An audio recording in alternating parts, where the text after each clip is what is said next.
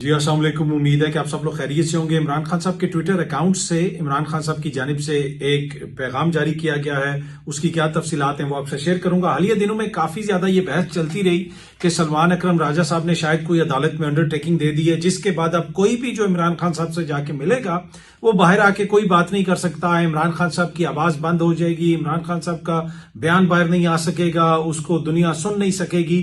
یہ حقائق کے منافی ہے، ایسا کچھ نہیں۔ یہ سامنے آپ دیکھ سکتے ہیں عدالت کا جو فیصلہ ہے، اس فیصلے میں جہاں پہ سلمان اکرم راجہ صاحب نے انڈر ٹیکنگ دی ہے، یہ سامنے اس کا آپ سکرین شاٹ دیکھ سکتے ہیں۔ اس کی اگر میں تھوڑی سی تفصیل آپ کو پڑھ کے سناؤں، اس میں عدالت نے لکھا کیا، یہ پیرا نمبر 9 کے اندر عدالت نے لکھا اپنے فیصلے کے اندر کہ mister Salman Akram Raja who is in attendance before this court has given undertaking that no media talk would be given by the persons with respect to the matters discussed in interview outside the jail premises۔ یعنی کوئی بھی بات نہیں ہوگی jail premises کے باہر، jail کے جو بھی ایریا ہے اس کے باہر، باقی کہیں پہ کوئی پابندی نہیں ہے۔ آپ پریس کانفرنس کر سکتے ہیں، آپ کہیں پہ جا کے پیغام جاری کر سکتے ہیں۔ اور نیاز اللہ نیازی جن کی عمران خان صاحب سے ملاقات ہوئی تھی کل، جو سلمان اکرم راجہ گئے تھے، نعیم حیدر پنجوتا گئے تھے، نیاز اللہ نیازی صاحب گئے تھے، اور غالباً ایک دو اور وکلا بھی تھے۔ نیاز اللہ نیازی صاحب نے ایک ویڈیو پیغام بھی جاری کیا تھا اور اس کے اندر انہوں نے کافی تفصیلات شیئر کی تھی۔ نیاز اللہ نیازی وہی ہیں جنہوں نے قاضی فائز عیسیٰ صاحب کی عدالت کے اندر ان کو ایک طرح سے چیلنج کیا تھا اور ان کے حوالے سے وہ باتیں کی تھی جو اس وقت کوئی بھی بڑے سے بڑا وکیل رہنما بھی کرنے کے لیے تیار نہیں تھا۔ لیکن نیاز اللہ نیازی صاحب نے قاضی فائز عیسیٰ صاحب کو چیلنج کیا تھا سپریم کورٹ کے اندر۔ خان صاحب کے درینہ ساتھی ہیں، قریبی ساتھی ہیں، تو نیاز اللہ نیازی صاحب نے بھی ویڈیو پیغام جاری کیا۔ اب خان صاحب کے اپنے ٹویٹر اکاؤنٹ سے بھی ایک پیغام جاری کیا گیا۔ یہ بھی باتیں ہو رہی تھیں کہ اب خان صاحب کے ٹویٹر سے کوئی بات نہیں کی جائے گی کیونکہ چیزیں بہتری کی طرف جا رہی ہیں اور خان صاحب کا ٹویٹر بھی خاموش ہو جائے گا۔ لیکن آج جو ٹویٹ کی گئی ہے ان کے اکاؤنٹ سے، اس میں بڑی سخت باتیں ہیں۔ میں تھوڑی سی آپ کو پڑھ کے بھی سنا دیتا ہوں، یہ سامنے آپ دیکھ سکتے ہیں۔ پاکستان کے تمام مسائل جو ہیں اس کا جو حل ہے وہ عمران خان صاحب نے لکھا کہ حقیقی نمائندے اس کا حل ہیں۔ ہمیں اس وقت ملک کو جوڑنے کی ضرورت ہے۔ بلوچستان پر بھی اس وقت ایک جعلی حکومت مسلط ہے، وہ کیسے مسائل حل کر سکتی ہے؟ یہ خان صاحب کہہ رہے ہیں کہ جی بلوچستان کے اندر جو اس وقت حکومت ہے وہ ایک جعلی ہے۔ مجھے بطور پاکستانی اور سابق وزیر اعظم بلوچستان کے حالات پر شدید تشویش ہے۔ دہشت گردی کے بڑھتے ہوئے واقعات، پرامن احتجاج کرنے والے نہتے لوگوں پر گولیاں چلانے، تشدد، گرفتار کرنے پر بہت افسوس ہے۔ ریاست کا فرض ہے کہ بلوچستان کے لوگوں کی آواز کو سنے اور ان کے مسائل حل کرے۔ جب تک وہاں حقیقی نمائندگان کی حکومت نہیں ہوگی یا ان کے ساتھ نہیں بیٹھا جائے گا، ان کے مسائل حل نہیں ہوں گے، یا پھر ان کے مسائل جب تک سنے نہیں جائیں گے تب تک ان کے مسائل جو ہیں وہ حل نہیں ہو سکتے۔ انہوں نے یہ بھی کہا کہ عوام کی منشا کو مد نظر رکھ کر فیصلے نہیں کیے جائیں گے تو بلوچستان کا مسئلہ حل نہیں ہوگا۔ ڈنڈے کے زور سے کبھی مسائل حل نہیں ہوتے بلکہ بگڑتے ہیں۔ فارم 47 کے ذریعے مسلط کی گئی عدلی حکومت ہر محاذ پر ناکام ہے، ان کی خارجہ پالیسی ناکام ہے۔ آپ افغانستان کے ساتھ بات چیت کر کے دہشت گردی پر قابو پانے کی طرف بڑھ سکتے ہیں۔ افغانستان کے ساتھ ہماری 2200 کلومیٹر سرحد ہے، ان کے ساتھ معاملات کو مذاکرات کے ذریعے پرامن طریقے سے حل کرنا چاہیے۔ ہماری حکومت میں افغانستان سے جا کر بات کی گئی، حالانکہ اس وقت کی افغان حکومت کے پاکستان سے اچھے تعلقات بھی نہیں تھے۔ ہم نے اپنے 3.5 سالہ دور میں افغانستان کے ساتھ جو پالیسی اپنائی تھی اس کی بدولت ملک میں دہشت گردی بالکل صفر ہو گئی تھی۔ ہمارے بعد جو بائیڈن جو پالیسی اپنائی گئی، جو بائیڈن پالیسی اپنانے سے کئی مسائل نے جنم لیا، جس کا خمیازہ آج دہشت گردی کی صورت میں عوام کو بھگتنا پڑ رہا ہے یا عوام بھگت رہی ہے۔ انہوں نے یہ بھی کہا کہ جناب کہ ان کی غیر سنجیدگی کا اندازہ، یعنی شہباز زرداری حکومت کی غیر سنجیدگی کا اندازہ اس بات سے لگائیں کہ نہ پی ڈی ایم دور میں نہ ہی اب ایک دفعہ بھی وزیر خارجہ نے افغانستان کا دورہ کیا، نہ ہی کوئی مناسب سفارتی کوشش کی گئی۔ اب یہ بڑی امپورٹنٹ بات ہے، بڑا امپورٹنٹ پوائنٹ ہے۔ جب بلاول صاحب بھی وزیر خارجہ تھے پوری دنیا گھومتے پھرتے رہے، جہاز کا انجن انہوں نے ٹھنڈا نہیں ہونے دیا، لیکن افغانستان نہیں گئے۔ ابھی اگین جو ہمارے وزیر خارجہ ہیں، ڈپٹی پرائم منسٹر بھی ہیں، ان کو بھی افغانستان جانا چاہیے، افغانستان کو انگیج کرنا چاہیے۔ وہ ہمارے ہمسائے ہیں اور ان سے بات چیت ہونی چاہیے. باقی ایک چیز جو یہ ہے کہ جو پاکستان کے اندر دہشت گردی کر رہے ہیں لوگ، ان سے تو ہمارے ادارے نمٹیں گے، پولیس ان کے خلاف کارروائی کرے گی، دیگر لا انفورسمنٹ ایجنسیز کارروائی کریں گی. لیکن جو افغانستان کے ساتھ معاملات ہیں ان کے اوپر میرے خیال میں جو خان صاحب یہ کہہ رہے ہیں کہ ہمیں بات چیت کے ذریعے شاید بہتر رزلٹ مل سکے. 26ویں آئینی ترمیم کے حوالے سے بھی انہوں نے اپنے پیغام میں بات کی جو ٹویٹر کے اوپر جاری کیا گیا.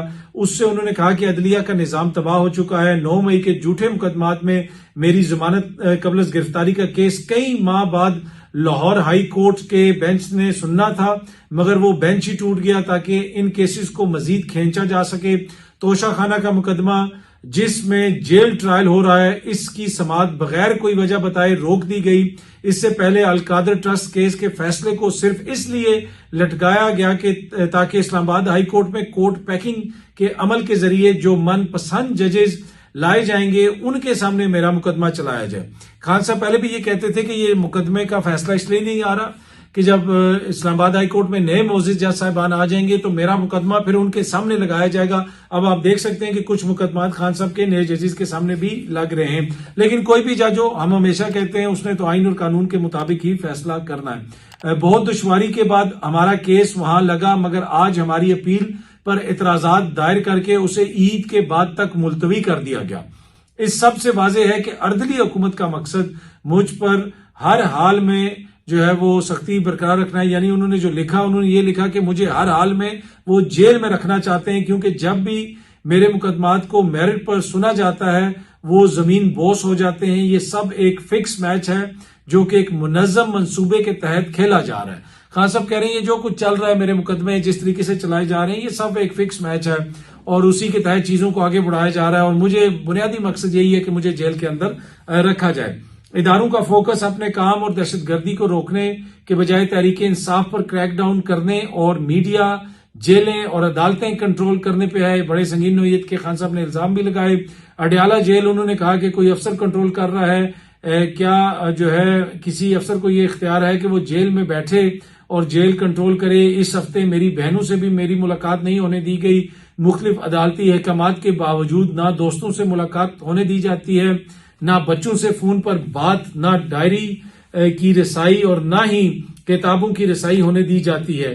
سیاسی رفقا سے 6 ماہ میں صرف 1 دن ملاقات ہونے دی گئی، وہ بھی مقررہ وقت اور دن پر نہیں. کبھی کوئی پابندی لگائی جاتی ہے اور کبھی کوئی اور پابندی لگائی جاتی ہے. آخر میں جو خان صاحب نے پیغام دیا ہے، ونس اگین وہ پیغام بڑا امپورٹنٹ ہے. خان صاحب نے آخر میں کیا کہا؟ خان صاحب کہتے ہیں چاہے جتنا زور لگا لیں، میں ان کی فستائیت کے آگے نہ پہلے جھکا تھا نہ ہی اب جھکوں گا، اور کسی قسم کی کوئی ڈیل نہیں ہوگی. بنیادی طور پہ خان صاحب یہی کہہ رہے ہیں کہ جو مرضی یہ کر لیں، جتنی دیر مرضی مجھے اندر رکھ لیں، جس طرح معاملات یہ چلا رہے ہیں چلاتے رہیں.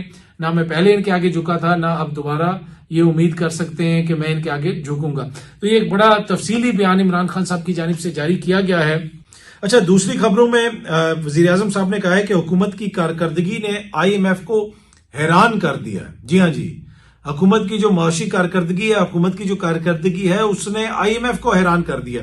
آئی ایم ایف سے جو ہمارا سٹاف لیول معاہدہ ہے وہ طے پا گیا ہے. پاکستان کے ساتھ سٹاف لیول معاہدہ طے پا گیا. آئی ایم ایف نے بھی اعلامیہ جاری کر دیا ہے. اب آئی ایم ایف ہمیں قرضہ دے گا، پیسے آئیں گے، وہ پیسے ہم خرچ کریں گے. یہ 76 سالوں سے اسٹوریاں یہاں پہ اسی طریقے سے چل رہی ہیں. لیکن پہلی دفعہ ہم نے یہ سنا، شاید ہی ماضی میں کسی وزیر اعظم نے یہ بتایا ہو قوم کو کہ جناب آئی ایم ایف جو ان کی کارکردگی دیکھ کے حیران رہ گیا. آج تک آئی ایم ایف دنیا کی کسی بھی ملک میں اس کی حکومت کی کارکردگی دیکھ کے حیران نہیں ہوا ہے. ان کی کارکردگی دیکھ کے آئی ایم ایف حیران ہو گیا ہے. اب آئی ایم ایف والوں سے تو ہم نہیں پوچھ سکتے کہ وہ حیران ہیں یا نہیں ہیں. یقیناً معزز وزیر اعظم صاحب فرما رہے ہیں تو وہ حیران ہوں گے ہی.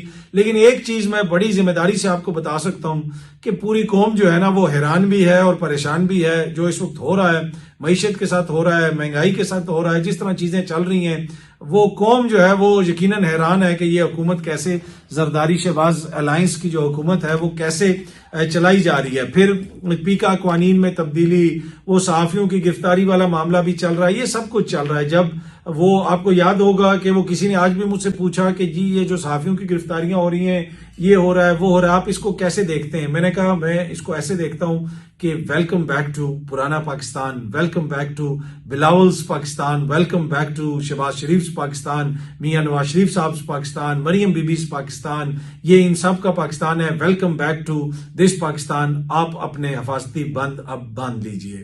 تو مسئلہ یہ ہے کہ یہ ان کی حکومت جو کچھ کر رہی ہے، انہوں نے ملک اور قوم کو بھی حیران کیا ہوا ہے، اب آئی ایم ایف کو بھی حیران کر دیا ہے۔ سو لیٹس سی کہ اب آئی ایم ایف کا یہ جو سٹاف لیول کا معاہدہ ہو گیا ہے، اس کے نتیجے میں ہماری معیشت میں کیا بہتری آتی ہے۔